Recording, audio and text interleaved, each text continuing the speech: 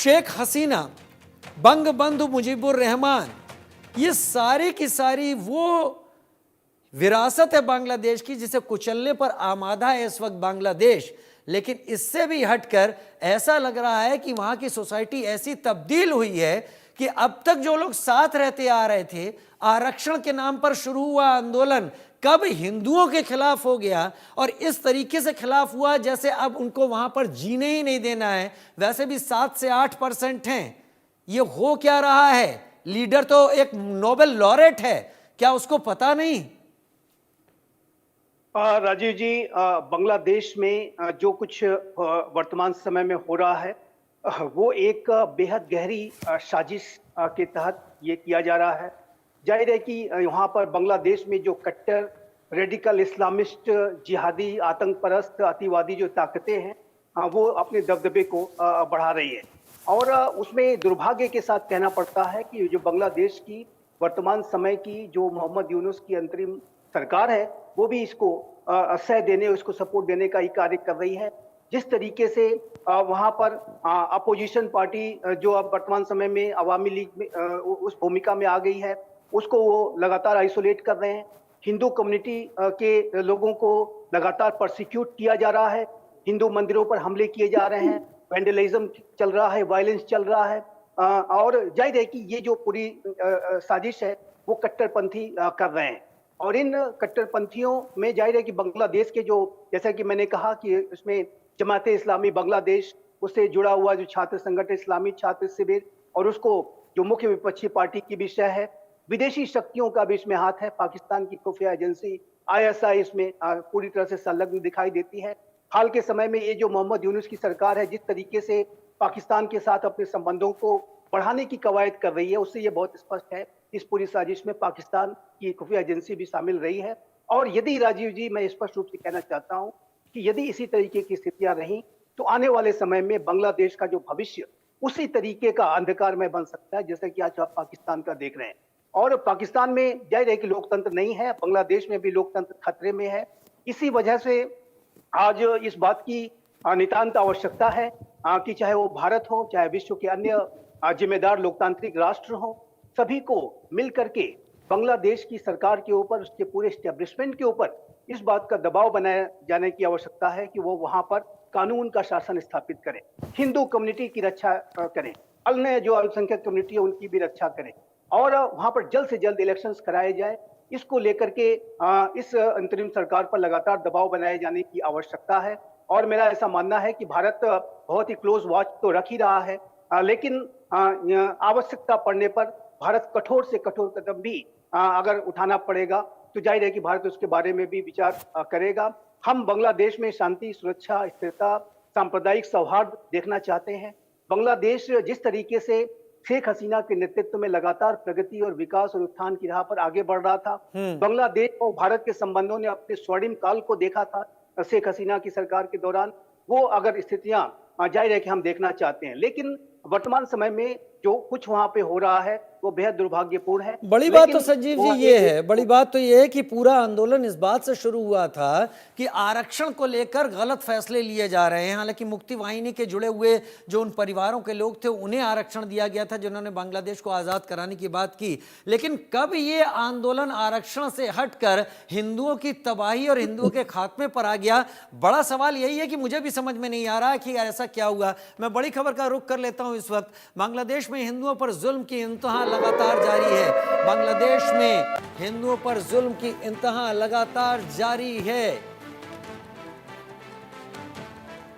बांग्लादेश से जुड़ी हुई बड़ी खबर, बांग्लादेश में हिंदुओं के घरों में तोड़फोड़ ये अब रोज की बात हो गई है। ऐसा लग रहा है इसे रोकने की कोशिश ही नहीं की जा रही। दोरा बाजार में कट्टरपंथियों ने हिंदुओं से 130 घरों, कई मंदिरों को जलाया। 3 दिसंबर की रात दंगाइयों ने जमकर उत्पात मचाया। लग रहा है कि उनको कंट्रोल करने के लिए कोई मौजूद नहीं है। अब 6 तस्वीरें आपको दिखा रहे हैं। बंद करो अत्याचार, हर जगह से मांग। बलिया, अत्याचार का विरोध हो रहा है हर कहीं। बलिया, अलीगढ़, बांग्लादेश में भी प्रदर्शन, भोपाल, आगरा, सूरत, देश में प्रदर्शन हो रहा है, क्योंकि ये एक ऐसी कोशिश यहाँ पर है जो बड़ा अजीब तरीका यहाँ दिखाई पड़ रहा है। कहते हैं नोबेल प्राइज जिसको मिलता है उसकी सोच धर्म, रिलीजियन और इस खांचे से ऊपर उठ चुकी होती है और वो कहीं ज़्यादा खुले दिमाग का हो चुका होता है। लेकिन मोहम्मद यूनुस की लीडरशिप में अगर ये सब हो रहा है तो फिर किसकी लीडरशिप में ऐसा नहीं होगा, समझ में नहीं आता। निपुण आलम बयान मेरे साथ इस वक्त जुड़े हुए हैं। निपुण आलम बयान, पाकिस्तान आज़ाद हुआ, करीब 22% हिंदू आबादी थी, आज 2.8% टोटल आबादी है, जिसमें हिंदू भी हैं, जैन भी हो सकते हैं, सिख भी हो सकते हैं, क्रिश्चियन भी हो सकते हैं। ये जहां जहां इस्लाम ने इस तरीके से पैर पसारे कि वो वहां पर मजबूत हुआ, वहां पर माइनॉरिटी कम होती गई। अभी 22% के करीब बांग्लादेश में भी वही स्थिति थी, लेकिन शेख हसीना तक ये चीजें ठीक थी। हालांकि वो 22% 1971 के बाद से अब तक 8% आबादी रह गई थी माइनॉरिटीज की। अब तो ऐसा लग रहा है कि 8% भी नहीं रहेगी। मोहम्मद यूनुस इसको हवा दे रहे हैं या मोहम्मद यूनुस इससे आंख मूंद कर बैठ गए हैं? जी, देखिए आपने जो बोला 1971 में हम देखें 71 तक ही 16% रह गई थी, वो 23% बांग्लादेश की आबादी 16%, और उसके बाद हम देखें तो आपका 1% रह गई। इसमें बौद्ध कम्युनिटी बड़ी संख्या में है, जो जुम्मा पीपल वहाँ पे कहा जाता है, जो आपका चकमा शरणार्थी और हाजोंग पीपल जो है, वो बहुत शरणार्थी जो हमारे यहाँ पे चकमा आए वो भी आपका बांग्लादेश से आए थे। तो केवल ये नहीं, क्रिश्चियन और हिंदू बौद्ध धर्म पर भी बहुत ज्यादा वहाँ पर एट्रोसिटी हुई है। अब हम बात करें कि जो ये हुआ घटना, हम देखिए छात्रों का आंदोलन शुरू हुआ था रिजर्वेशन को लेकर, लेकिन जब रिजर्वेशन को सुप्रीम कोर्ट ने 30% से घटाकर 5% कर दिया, उसके बाद ये आंदोलन रुक जाना चाहिए था, नहीं रुका, बल्कि ये आपका हिंदुइज्म के अगेंस्ट, आपका हिंदू माइनॉरिटी के ऊपर अटैक के रूप में हमको देखने को मिला। रीजन क्या था कि जो जमात इस्लामी यानी कि जो कट्टरपंथी, जो संजीव जी बोल रहे थे, कट्टरपंथी संगठन, और साथ ही आप देखें बांग्लादेश की आर्मी में आपको दो बड़े दिखाई देंगे, एक तो जो सेकुलर का सपोर्ट करते हैं और एक जो रेडिकलिज्म का सपोर्ट करते हैं। तो आज ये मोहम्मद यूनुस जो है, मैं कहूंगा कि लिबरल चेहरा है, लेकिन बैक में है जुंटा गवर्नमेंट। जुंटा गवर्नमेंट में इसलिए कह रहा हूँ, जमात इस्लामी और साथ में आर्मी का इसको सपोर्ट है। और आज जिस बीएनपी ने जमात इस्लामी को सपोर्ट किया था और पहली बार जमात इस्लामी को अपने साथ लेकर कैबिनेट का मंत्री जमात इस्लामी के लोगों को बनाया था, आज वही बीएनपी कह रही है कि चुनाव कराओ, लेकिन वहां पर मोहम्मद यूनुस और उनकी सरकार जो है करने को तैयार नहीं है। अभी प्रेजेंट में जो वहाँ पे आसिफ मैं नाम मिस कर रहा हूँ, जो वहाँ पर इसके मिनिस्ट्री ऑफ अफेयर के जो है, यानी कि एक्सटर्नल मिनिस्ट्री अफेयर के जो एडवाइजर हैं, उनका कहना यह है कि इंडिया का डबल स्टैंडर्ड है। अब जो डबल स्टैंडर्ड की बात, सही कह रहे हैं आप, सही कह रहे हैं। हाँ, कैरी ऑन सर, एकदम सही बात आपने उठाई जी। तो अब क्या है, जो डबल स्टैंडर्ड की बात करें, तो भारत में आप देखिए, चाहे अपोजिशन हो, चाहे आपका सत्तारूढ़ पार्टी हो, यहाँ तक कि पश्चिम बंगाल में जो ममता बनर्जी है, उन्होंने भी आवाज उठानी शुरू कर दिया। लेकिन इससे बाहर आप चलिए, आप देखिए डोनाल्ड ट्रंप ने इस बात को आवाज को उठाया, फ्रांस और ब्रिटेन भी कुछ मुद्दा उठाने लगे, हालांकि इजराइल अभी बोला नहीं है। और एक इंटरेस्टिंग बात देखिए कि कौन की और क्यों बढ़ा, चीन में कृष्णा दास की अरेस्टिंग के बाद, इसके बाद और भी बहुत सारे मॉन्क के, और साथ ही हम देखें कि उनको वकील को जिस प्रकार से पीटा गया, ये इशारा करता है कि जिस प्रकार अमेरिका में डोनाल्ड ट्रंप ने अपनी जो पुलिस में मिनिस्ट्री बना रहे डोनाल्ड ट्रंप, तो उसमें आप देखिए तुलसी गोबार्ड, इसका हम काश पटेल की बात करें, तुलसी गोबार्ड वो है जो वहाँ पे चीफ है, यानी कि जो स्पाई उनके यहाँ पे एजेंसी उसकी चीफ बनाई गई है। और मैं बात कर रहा हूँ काश पटेल की, ये दोनों जो है स्कॉन से जुड़े हुए लोग हैं। और इस टाइम देखिए विवेक रामास्वामी भी कई बार जो डोगे के बनाए गए हैं, जिनको एलन मस्क के साथ में बनाया गया है, ये तीनों ही लोग जो है आपका स्कॉन से जुड़े हुए हैं।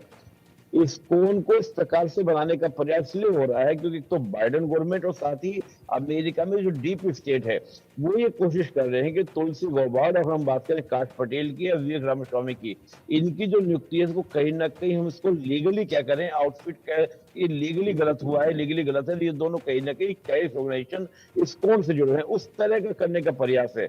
और आप देखिए परसों 1 तारीख को बांग्लादेश के अंदर एक व्हाइट पेपर इशू किया गया एक एजेंसी के द्वारा, जो बाद में आपका यूनुस सरकार ने एक्सेप्ट कर लिया, जिसमें ये कह रहे हैं वो कि जो शेख हसीना है उन्होंने तकरीबन 234 बिलियन डॉलर की मनी लॉन्ड्रिंग की है, और मनी लॉन्ड्रिंग के कारण, शेख हसीना के कारण ये बांग्लादेश को बहुत नुकसान हुआ है। और कमाल की बात आप देखिए, ये वही शेख हसीना है 2006 में बांग्लादेश की जो इकोनॉमी का साइज था वो था $71 बिलियन, और जो 2024 में बढ़कर $460 बिलियन हो गया आप था। एकदम सही कह रहे हैं, मैं आपकी बात एलिगेशन। को काट नहीं रहा हूं, क्योंकि जो मेरे पास आंकड़े हैं उस हिसाब से बांग्लादेश की पर कैपिटा जो आय है, जो पर पर्सन की आय है, वो 3 गुना शेख हसीना के दौर में बढ़ी। यानी शुरू में वो जहां थी उससे 3 गुना बढ़ गई, तो उसके बाद इतना बवाल क्यों? खैर,